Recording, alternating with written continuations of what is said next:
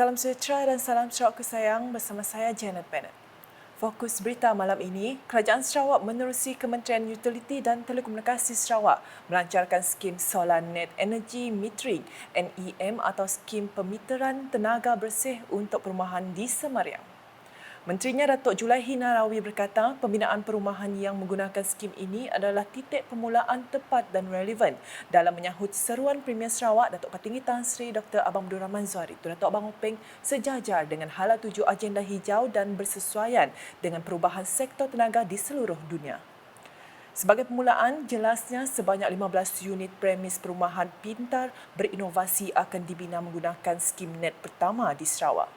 Ini merupakan program pertama yang kita adakan di Sarawak dan saya percaya ianya merupakan langkah yang amat sesuai sekali dan ini juga adalah selaras dengan seranan yang amat berhormat Premier Sarawak yang pernah mencadangkan supaya net metering program ini dimulakan dilaksanakan di Sarawak. Beliau berkata demikian dalam sidang media pada Majlis Pelancaran Skim Solar NEM Perumahan di sini pada Selasa.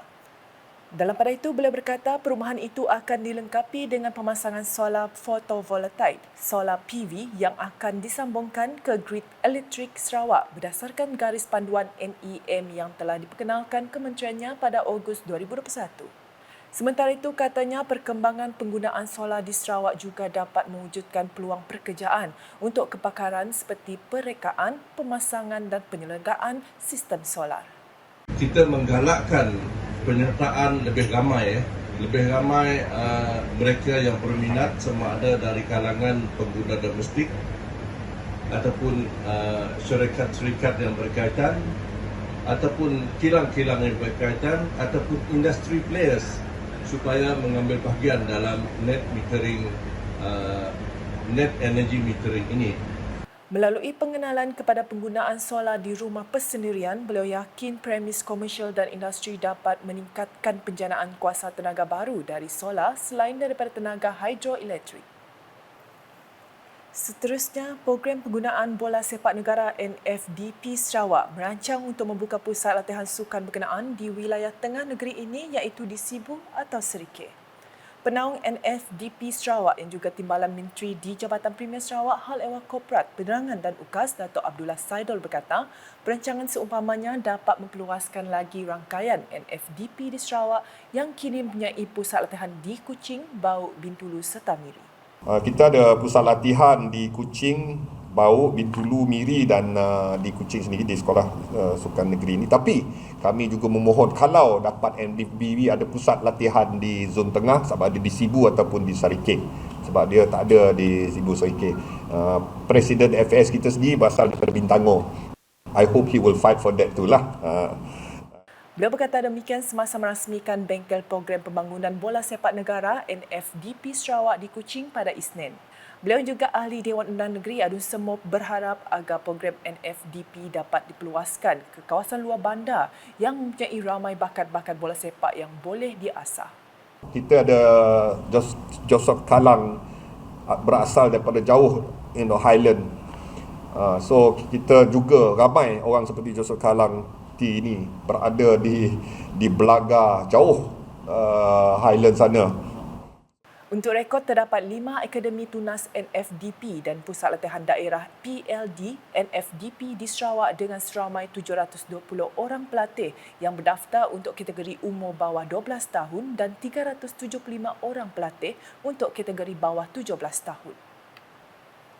Kepaparan di Serikeh, pihak kontraktor Lebuhraya Penbonyo Sarawak akan membuka parit buat sementara waktu di Jalan Utama Penbonyo 6Q Serikeh bagi mengelakkan banjir di kawasan itu semasa musim hujan atau air pasang. Tinjauan Ahli Dewan Undangan Negeri Adun Meradong Datuk Ding Kwong Hing di situ pada Isnin mendapati jalan bersebelahan Penbonyo belum lagi membuat peparitan kerana jalan tersebut masih belum siap sepenuhnya. Kontraktor juga akan membina parit sementara bagi mengelakkan banjir di situ berulang semula.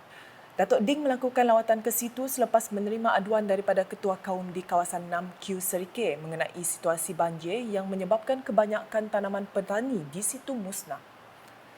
Menurutnya, banjir di situ berlaku ekoran hujan lebat di beberapa kawasan terbabit. Difahamkan peparitan dan jalan simpang masuk ke perumahan akan dibuat semula selepas jalan Pen Borneo di kawasan berkenaan siap sepenuhnya untuk kedua-dua belah jalan. Datuk Ding juga menyeru kontraktor dan ketua kaum untuk menyelesaikan perkara tersebut demi manfaat orang ramai di situ. Manakala di Kenawit, Pusat Khidmat Dun Ngemah telah menganjurkan bengkel pelan strategik Dun Ngemah pada 11 hingga 12 Mac lepas bertempat di Dewan Majlis Daerah Kenawit.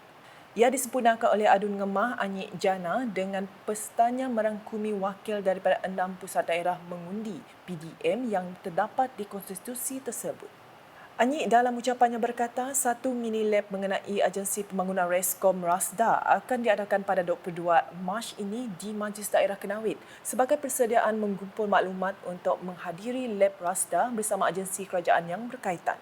Katanya, para peserta akan dibahagikan kepada 6 kumpulan berasaskan 6 PDM yang ada di mana setiap kumpulan akan membuat perancangan pembangunan meliputi topik pembangunan infrastruktur, pendidikan, ekonomi dan belia.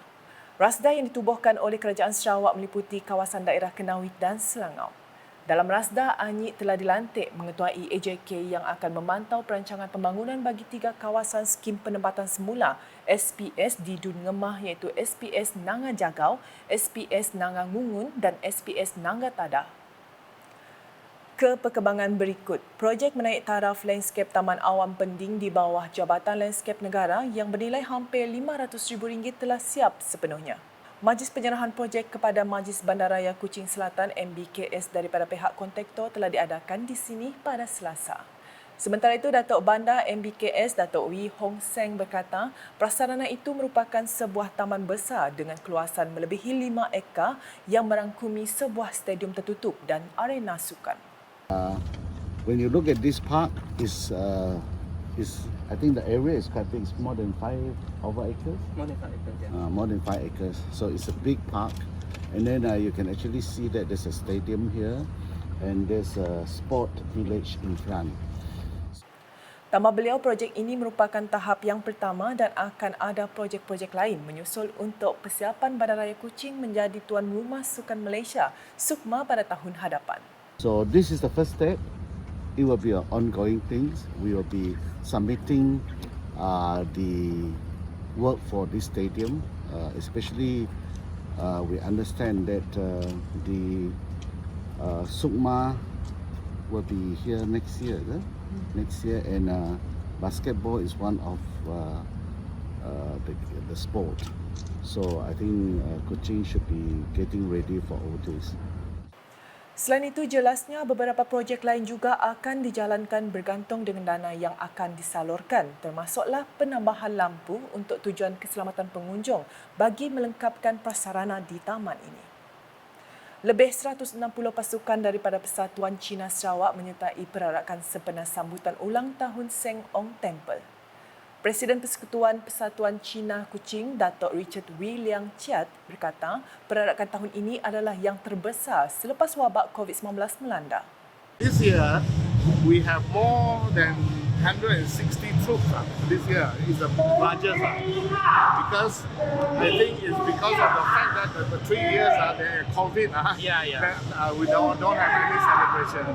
So this time round, everybody came out, So this year, it becomes a very more difficult to control the traffic. So this one, they will go about before 7. The deity will come out and put inside the altar. They will go around the Kuching town, go to Gambia Street, and then come back to Carpenter Street and back here. So they should be here around before 12. Beliau berkata demikian ketika ditemui media semasa program Seng Ong Kong Deity Procession di perkarangan Seng Ong Temple Kuching pada Isnin. Mengulas selanjut, beliau berkata perarakan itu bukan sahaja disertai oleh kaum Cina, malah dari kaum lain yang turut sama mempamerkan warisan kebudayaan Sarawak. Terdahulu, beliau turut merakamkan ucapan terima kasih kepada unit hal ehwal agama-agama lain UNIFOR kerana membantu menyediakan peruntukan kuil semasa pandemik COVID-19. And this particular temple is very popular among the Chinese, the Hokkien particularly. So it has been here for the last 200 years. So we are keeping on the tradition. And then this year we have the UNIFOR guys who came here, who actually are very, very helpful. When the COVID time, they help us also because when it's closed, there is no income for the temple, so they try to also provide some subsidy. We are very thankful to the government. Hadir sama Timbalan Premier Sarawak Datuk Seri Profesor Dr. Sim Kui Hian, Datuk Bandar Majlis Bandaraya Kuching Selatan MBKS Datuk Wee Hong Seng, Pengarah Unit Komunikasi Awam Sarawak UKAS Samuel Simon serta tetamu lain. Manakala di Sibu, seramai 58 keluarga kurang berkemampuan di sekitar Sibu menerima bakul makanan sumbangan Universiti Teknologi Sarawak UTS. Naib Chancellor UTS Profesor Datuk Dr. Khairuddin Abdul Hamid berkata, program amal yang dinamakan Show You Care, Give a Share ini dianjurkan menerusi Hijrah Suri bersama Pusat Pengajian Pengurusan Perniagaan UTS dengan kerjasama program teknologi makanan di bawah Pusat Pengajian Kejuruteraan dan Teknologi UTS. Ini merupakan program yang kali ketiga yang dilaksanakan. Tujuan program ini adalah sebenarnya untuk menanamkan semangat volunteerism, sukarelawan dan juga untuk membantu masyarakat di sekeliling Sibu yang terjejas dengan masalah kos kehidupan yang telah meningkat tinggi. Ya. Ditemui media semasa program itu di Sibu pada Isnin, beliau menambah setiap bakul makanan tersebut bernilai RM100 merangkumi makanan keperluan asas. Justru beliau berharap inisiatif tersebut bukan sahaja dapat membantu masyarakat yang terjejas, malah memberi implikasi yang baik dalam membudayakan semangat sukarelawan. Sementara itu, Pengerusi Penganjur Kamarul Anwar berkata, program amal tersebut turut menyasarkan 18 keluarga daripada kalangan pelajar UTS sendiri dan selebihnya adalah orang luar. 58 keluarga ini akan diberi bantuan terus ke rumah mereka. Kita akan cuba hubungi mereka bermula pada hari ini 13 hari bulan sehingga 19 hari bulan. So 7 hari semua staf UTS bekerjasama untuk memberi bantuan makanan kepada mereka terus ke rumah mereka. Dan kita berasa amat gembira kerana respon daripada pihak UTS di bawah pimpinan Profesor Datuk Dr. Khairuddin amat menakjubkan kerana bantuan yang diterima begitu tinggi. Dan kita berbesar hati untuk membantu keluarga yang memerlukan. It's not what we have. The greatness is not about what we have. It's about what we give. Okay, dan it does not matter how much you give, but it is how much love we into the giving. So itu adalah salah satu cara untuk kita merapatkan satu rahim antara UTS dan juga penduduk-penduduk di sekitar Sibu. Sekian edisi malam bersama saya, Janet Bennett. Berita lebih lanjut boleh didapati di semua platform media sosial UKAS, masuk portal ukas.sarawak.gov.my dan UKAS channel di YouTube. #menyebabfakta, salam UKAS.